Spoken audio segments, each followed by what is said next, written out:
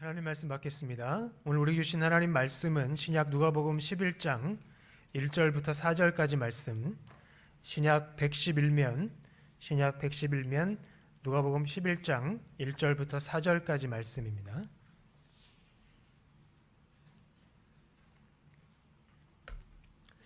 한 절씩 교독하겠습니다. 예수께서 한 곳에서 기도하시고 마치심에 제자 중 하나가 여짜오되 주여 요한이 자기 제자들의 기도를 가르친 것과 같이 우리에게도 가르쳐 주옵소서.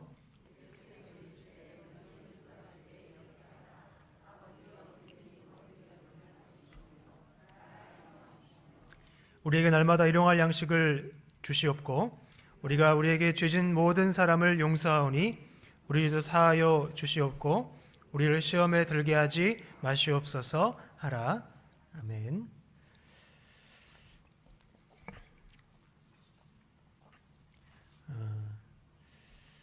어떤 젊은 사람이 고3 시절에 수시를 놓고 면접을 보러 다닐 때의 이야기라고 합니다. 면접 준비를 많이 안 했지만 워낙 말을 잘 하고 해서 별 걱정 없이 그렇게 면접을 봤는데 다른 데를 다 보고 이제 마지막 한 군데를 남겨둔 상황이었습니다. 근데 이 가게 될 그 학교가 소위 인서울이 아닌 거예요. 지방 어디에 있는 학교인데 그래서 이제 가벼운 마음으로 면접을 보러 갔다고 합니다. 면접관이 이렇게 질문하더래요. 우리 학교의 장점이 뭐인 것 같습니까? 그랬더니 아무런 장점이 생각이 안 나더라는 거죠. 그래서 학교가 넓네요. 그랬답니다. 그러니까 면접관이 또 다른 장점은 또 뭐 없습니까? 난감하잖아요. 그래서 문득 생각난 게 제가 이 학교에 지원했다는 점이 이 학교의 장점이 될 겁니다 했대요. 그랬더니 막 면접관들이 비웃더라는 거죠. 그러면서 다른 학교 어디 지원했냐 물어보니까 여기저기 다 얘기를 했더니 다 붙으면 여기 안 오겠네요 그러더래요. 그래서 당연하죠. 그리고 나왔답니다. 놀랍게도 다른 데 다 떨어지고 거기만 붙었대요. 근데 학교 입학했는데 교수가 알아보더라는 거예요. 그때 그 학생 이렇게 알아보더라는 거예요. 다행히 교수랑 굉장히 친해졌대요. 그래서 맨날 그 교수가 그 학생을 보면 매번 이제 우리 학교의 자랑이라고 막 칭찬을 한다는 거예요. 출석 부를 때 우리 학교의 자랑이자 미래 왔습니까? 그러면 이제 자기라는 거예요. 아주 재밌는 이야기인데 혹시 여기에 우리 교회 자랑이 혹시 계십니까? 혹시 여기에 하나님 나라의 자랑이자 미래가 혹시 계십니까? 다 그런 분들이 되시기를 간절히 축복합니다. 근데 그런 사람이 어떤 사람이냐면 하나님과의 관계가 좋은 사람이에요. 다른 말로 하나님의 다스림을 받는 사람입니다.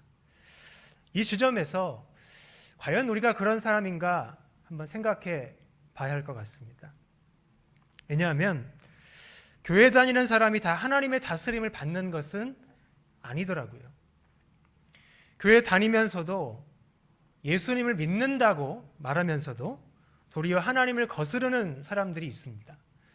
물론 대놓고 반대하진 않지만 어긋나는 태도, 삐딱한 태도를 취하는 사람들이 있어요. 어떤 태도를 취하냐면 말하자면 이제 어깃장을 놓는 겁니다. 예를 들어 이런 식입니다. 1985년도에 현대자동차에서 독자 브랜드 포니를 처음 내놓고 밀라노 모터쇼를 갔는데 한 외국 기자가 그 차를 보고 포니가 조랑말이라는 뜻이잖아요. 그래서 조랑말이 사람을 태우는 게 문제 아닙니까? 이렇게 비아냥거렸대요. 그랬더니 당시 사장이었던 고 정세영 씨가 마이크를 잡고 이렇게 되물었다고 합니다. 그게 어때서요? 사람이 조랑말 태우는 게 문제 아닙니까? 그래서 그 외국 기자의 콜 납작하게 만들었다고 하는데 이런 식으로 어떤 말도 안 되는 문제 제기를 하는 거죠. 이런 식으로 어깃장을 놓는 사람들이 있습니다. 하나님의 뜻에 순순히 따르기보다는 뻗댑니다. 복음을 말하면서도 차별하고 혐오하고 우리 안에 갇혀 있어요. 그러니까 이런 사람과 교회는 부지불식간에 부패하게 되는 거죠. 왜 이렇게 됩니까? 이런 모습은 예수님과 함께하는 것이 아니기 때문입니다. 그렇다면 우리가 주님과 함께하고 다스림을 받아야 하는데 과연 이것이 가능한가라는 질문을 또 던질 수가 있습니다. 가능하죠. 하나님 나라 가까이 왔기 때문입니다. 우주와 역사에 대한 하나님의 다스림이 결정적으로 시작되었는데 예수님의 오심을 통해 시작되었고 예수님의 재림을 통해 완성이 됩니다. 우리는 예수님을 영접하는 자, 곧 그 이름을 믿는 자들이에요. 그렇다면 우리는 예수님을 통해 결정적으로 시작됐고 또 완성되는 하나님의 다스림을 받아야 할 사람들이에요. 그럼 어떻게 해야 하는가? 지난주에 말씀드렸듯이 하나님의 다스림을 받는 것은 예수님의 발치에 앉아 그분의 말씀을 듣는 것에서부터 시작이 됩니다. 이것이 바로 결정적인 순간을 위한 결정적인 선택이 되는 것이죠. 그런데 이 선택을 누가 했습니까? 바로 마르다의 동생 마리아가 한 거예요. 많은 일들 중에 한 가지 필수적인 것, 즉 이 좋은 편을 택했습니다. 그는 추수하는 주인이신 하나님의 부르심에 응답한 거예요. 이 선택을 통해서 마리아는 하나님의 다스림을 받는 일에 남자, 여자가 따로 없다는 것을 아주 분명하게 보여주었습니다. 누군가의 발치에 앉는 일이 그 사람의 제자가 되겠다는 것이고 더 나아가 스스로 스승이 되겠다는 그런 의미인데 예수님이 이 행동을 인정하셨기 때문이죠. 이렇게 예수님은 많은 일보다 필수적인 일을 인정하세요. 분주함보다 분명함을 인정하십니다. 추수할 일꾼들이 되기 위해 예수님의 말씀을 듣는 것을 인정하십니다. 이것이 하나님의 다스림을 받는 일의 시작이기 때문입니다. 이렇게 시작하는 게 중요해요. 말씀을 듣는 것이 중요합니다. 시작이 반이라는 그런 말이 있는 것처럼 무엇을 시작하는 게 어렵지 일단 시작하면 계속 가는 것은 그렇게 어렵지 않습니다. 그런데 추수할 일꾼들이 되기 위해 필수적인 일이 또 한 가지가 있습니다. 그게 뭐냐면 바로 하나님께 말씀드리는 거예요. 그러니까 말씀을 듣는 것과 말씀드리는 것, 이것이 한 짝이죠. 이것이 오늘 본문의 내용입니다. 하나님께 말씀드리는 것은 기도예요. 그런데 왜 기도가 추수할 일꾼들이 되기 위해 필수적인 일일까?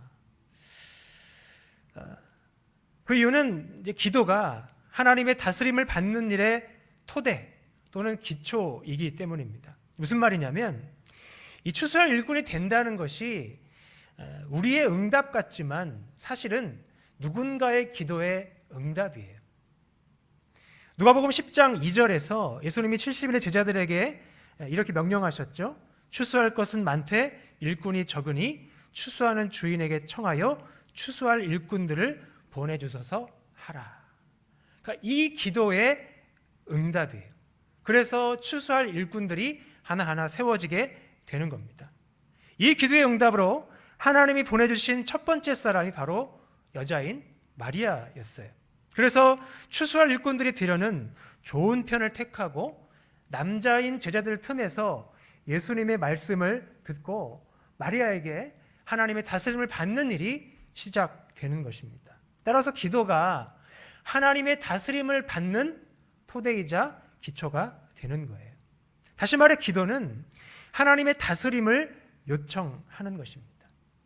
그런데 왜 우리가 이 기도를 통해서 하나님께 다스림을 요청해야 하는가? 오늘 보면 1절에서 보면 추수하는 주인에게 청하라고 명령하셨던 예수님이 기도하시기 때문이에요.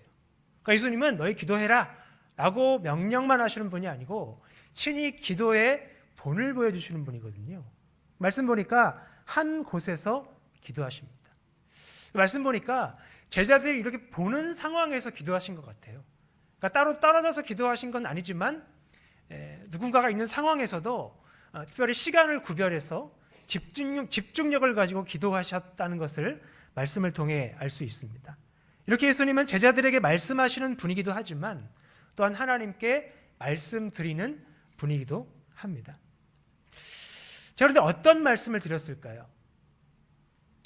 본문에 나와 있지 않기 때문에 모른다고 말씀드릴 수밖에 없지만 추측은 가능합니다.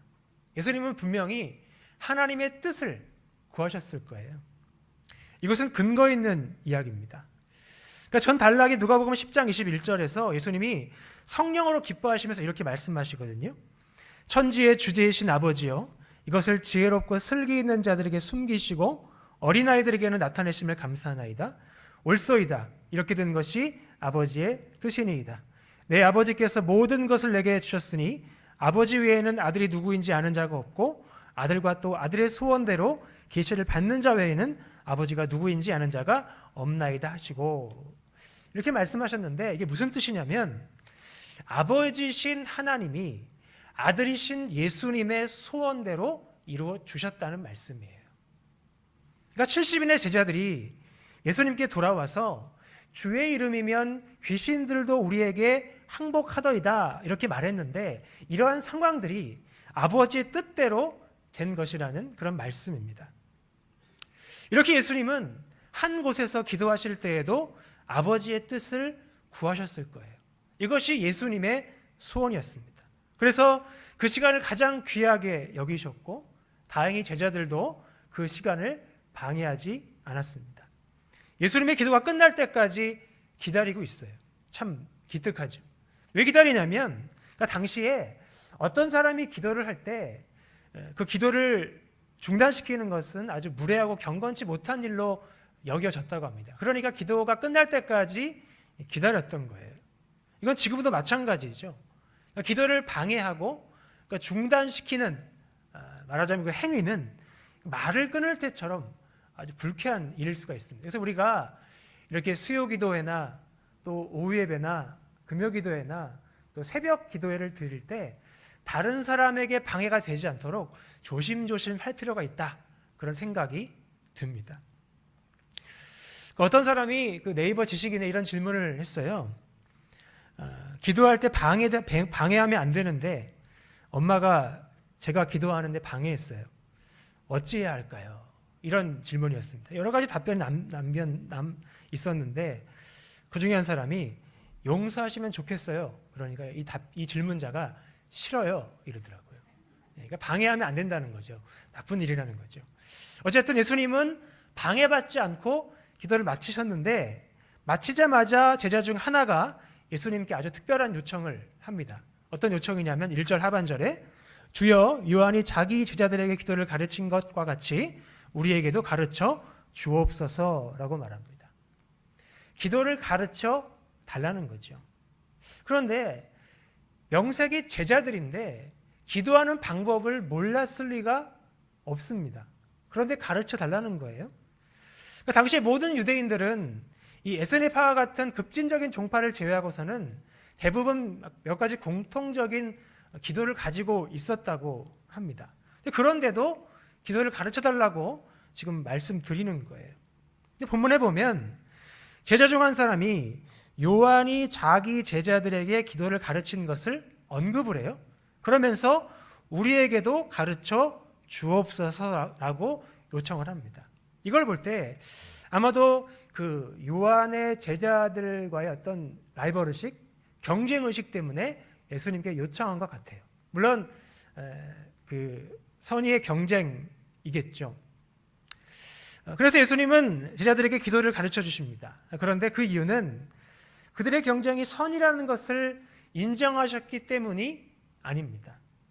그럼 어떤 이유냐면 그들의 경쟁이 아니라 존재 때문이에요. 누가복음 10장에서 이 제자들은 아들의 소원대로 계시를 받는 자이기 때문입니다. 이제 특별해졌어요. 그래서 기도를 가르쳐 주시는 겁니다. 11절 2절 말씀 보면 예수께서 이르시되 너희는 기도할 때 이렇게 기도하라. 아버지의 이름이 거룩히 여김을 받으시오며 나라가 임하시오며. 아멘.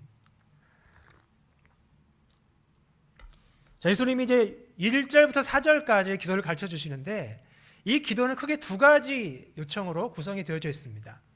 방금 읽었던 2절은 하나님에 관한 요청이에요.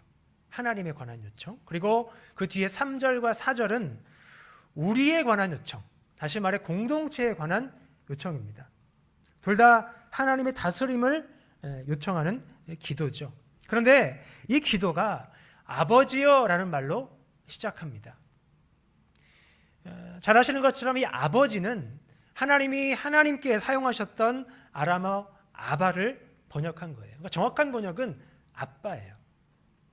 그러니까 하나님과의 친밀하면서도 특별한 관계를 표현한 사랑의 호칭이거든요. 그래서 우리가 기도할 때 아빠라고 기도를 해야 하는 겁니다. 근데 이 호칭을 제자들에게도 사용하라고 지금 초청을 하시는 거예요. 왜 초청하실까? 다시 한번 누가복음 10장 22절 말씀을 보면 예수님이 아들과 또 아들의 소원대로 계시를 받는 자 외에는 아버지가 누구인지 아는 자가 없다고 말씀을 하셨어요. 근데 제자들이 그런 사람들이라는 겁니다. 다시 말해 그들이 하나님의 아들이신 예수님을 통해 자녀의 자격을 얻었다는 뜻입니다.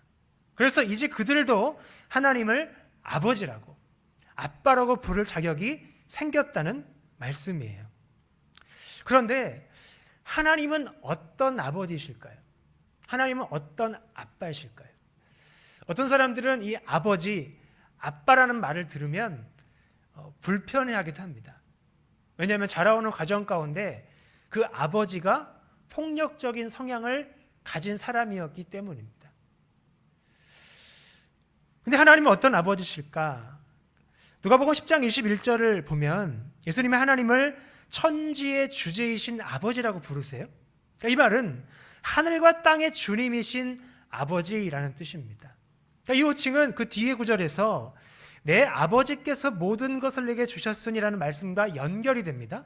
그러면서 결국 하나님 아버지와 아들이신 예수님의 유일한 관계가 강조가 돼요. 따라서 제자들에게 하나님을 아버지라고 부를 자격이 주어졌다는 것은 그들에게도 예수님과 똑같은 유일한 특권이 주어졌다는 말입니다.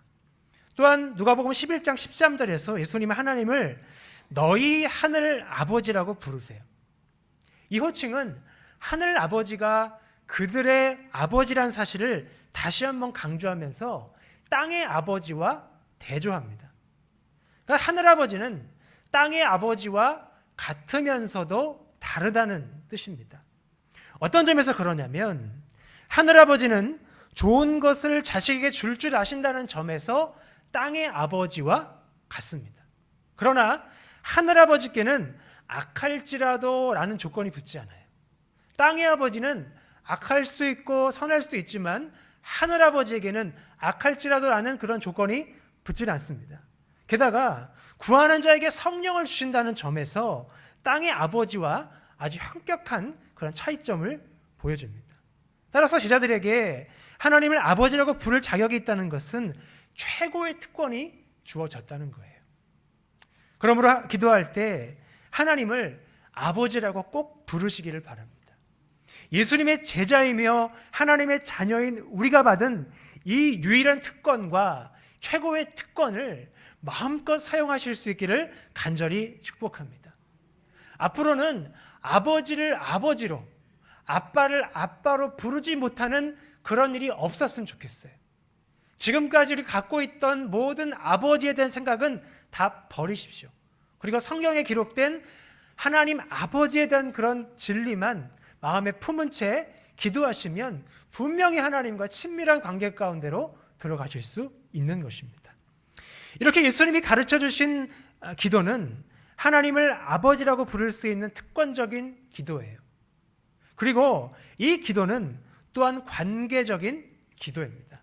따라서 이 두 가지 요청 중에 첫 번째가 하나님에 관한 요청인 것은 매우 자연스러운 흐름이 됩니다.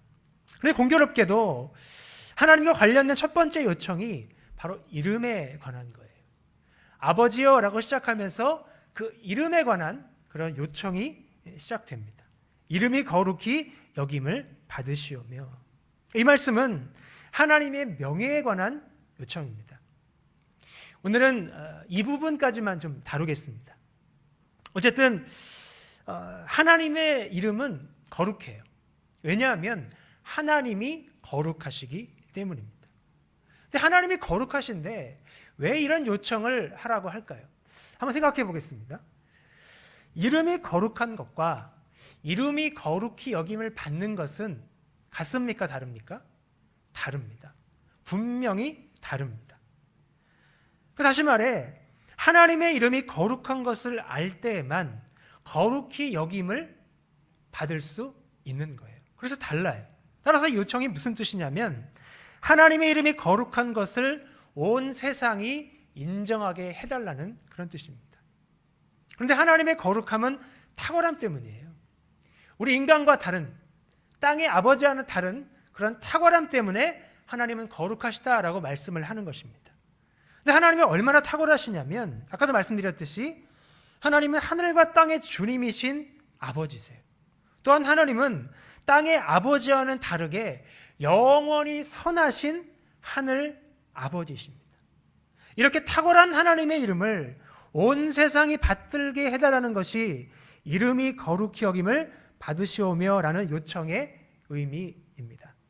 그런데 우리가 살다 보면 이 요청이 무색해질 때가 있어요. 그때가 언제냐면 우리가 하나님을 욕되게 할 때입니다. 우리가 하나님을 욕되게 할 때. 세상 사람들이 그럴 수는 있어요. 그들은 하나님을 잘 모르니까. 근데 우리가 하나님을 욕되게 할 때가 있습니다. 그때가 언제입니까? 우리가 탁월한 하나님의 이름을 받들지 않을 때예요. 다시 말해 하나님이 하늘과 땅의 주인이신 아버지시며 땅의 아버지와는 다르게 영원히 선하신 하늘 아버지라는 사실을 신뢰하지 않을 때입니다. 신뢰하지 않을 때. 알면서도 신뢰하지 않을 때. 그럴 때 하나님을 욕되게 하는 거예요. 개혁신학자 아브라함 카이퍼가 이런 말을 했습니다. 하나님의 날개 그늘 아래 쉬지만 그분을 의뢰하지 않는 것은 그분을 욕되게 하는 것이다. 이렇게 우리가 하나님을 신뢰하지 않을 때 하나님을 욕되게 하는 거예요. 또 한 가지가 더 있는데 하나님을 신뢰한다고 말하면서도 우리가 하나님께 신실하지 않을 때 하나님을 욕되게 하는 것입니다. 그렇죠? 그러니까 이런 모습은 우리를 향한 하나님의 기대를 저버리는 거예요. 그러면 하나님도 우리를 향한 기대를 접으십니다. 우리를 향한 응답도 멈추십니다.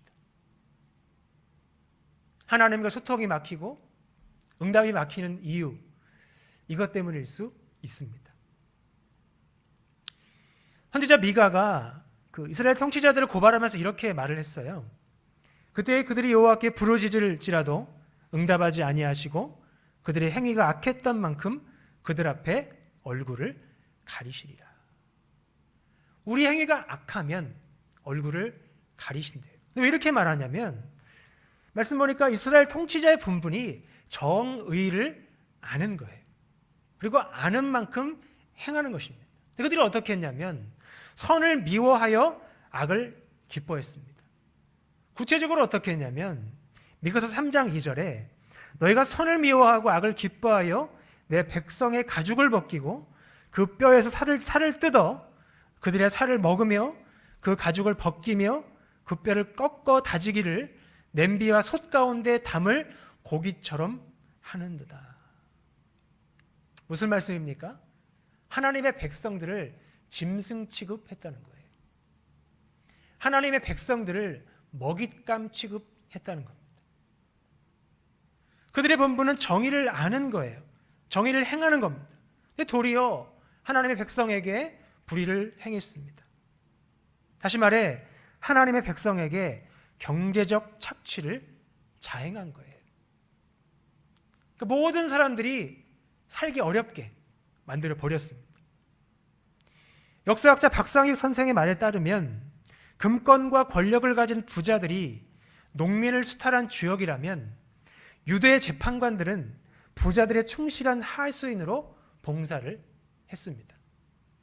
예나 지금이나 어느 사회든지 돈과 권력을 가진 자들에게 그들의 이익을 정당화, 합법화해주는 기생충 같은 존재들이, 집단들이 존재하기 마련인데 이 재판관들이 그런 사람들이었다는 거예요. 예수님 당시의 서기관들도 그런 부류였습니다. 그들은 긴 옷을 입고 다니는 것을 원했고 시장에서 문안받는 것과 회당의 높은 자리와 잔치의 윗자리를 굉장히 좋아했어요. 그러니까 사람들 앞에 사람들에게 높임받고 인정받는 것을 굉장히 좋아했습니다. 근데 예수님이 이 서기관들을 염두에 두시고 모든 백성들이 듣는 자리에서 제자들에게 이렇게 말씀을 하십니다. 누가복음 20장에서 서기관들을 삼가라. 그들은 과부의 가산을 삼키며 외식으로 길게 기도하니 그들이 더 엄중한 심판을 받으리라 하시니라. 아멘. 그러니까 이런 일들이 미가 선지자 시대에도 예수님 당시에도 또 지금도 분명히 있습니다. 하나님을 신뢰하는 사람은 기도합니다. 그렇죠? 하나님을 신뢰하기 때문에 기도합니다. 하지만 길게 기도한다고 해서 반드시 하나님께 신실한 사람이라고 말할 수 없어요. 이 서기관들을 보니까. 그러니까 중요한 것은 기도의 길이 자체가 아닙니다. 기도의 연수 자체가 아니에요.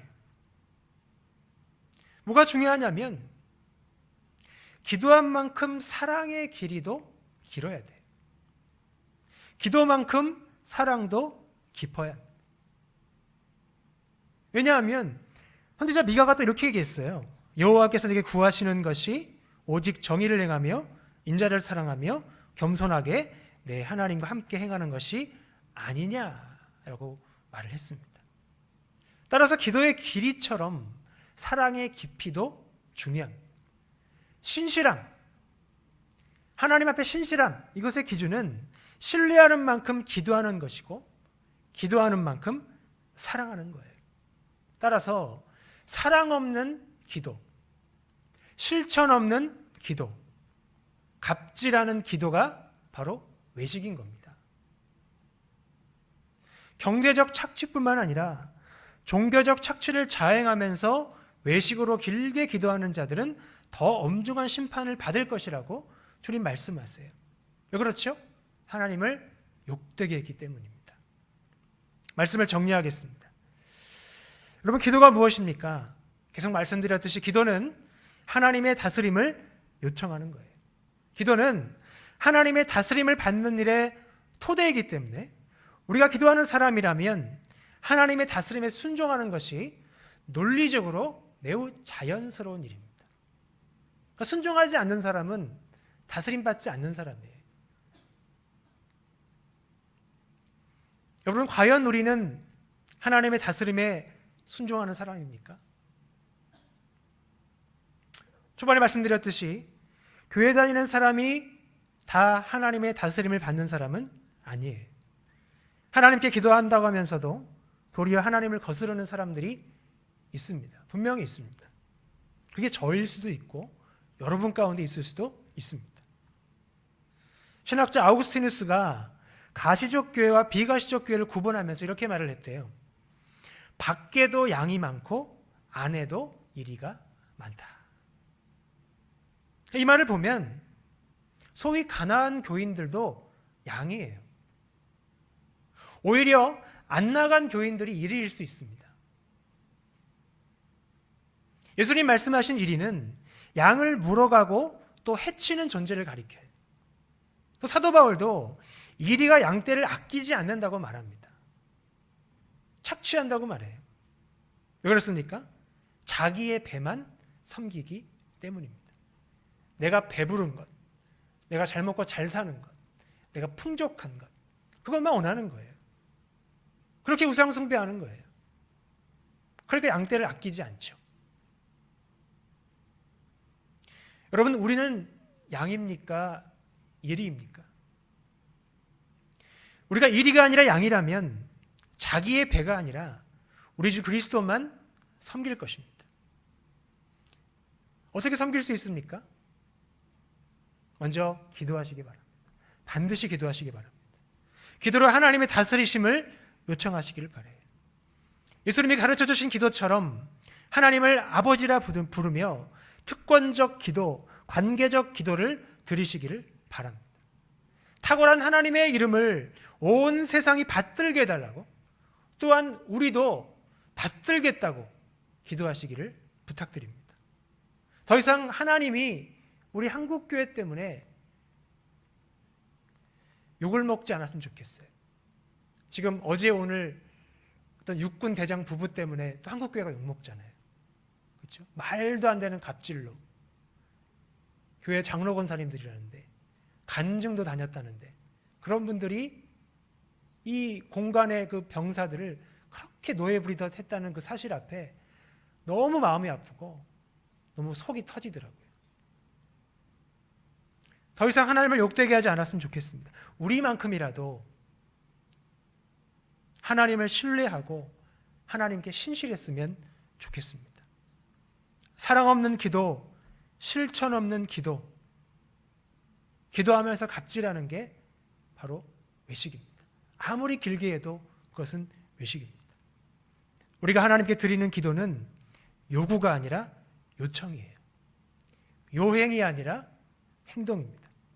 이렇게 요청하며 행동하는 기도로 아버지의 이름을 거룩히 여기는 저 여러분 되기를 간절히 축복합니다. 우리 기도하겠습니다.